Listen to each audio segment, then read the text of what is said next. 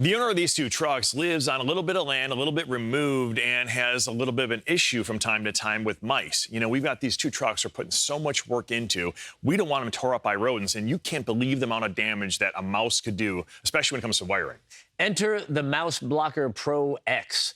What this does is you plug it into your vehicle or a cord, whichever adaptation fits you best, and it creates this audio that we can't hear, Right. but it's violent for the mice, right? So the mice hear this and they're just like, oh, I got to get out of here. So it just creates a scenario that they don't want to be around, and it keeps them from chewing up your wiring.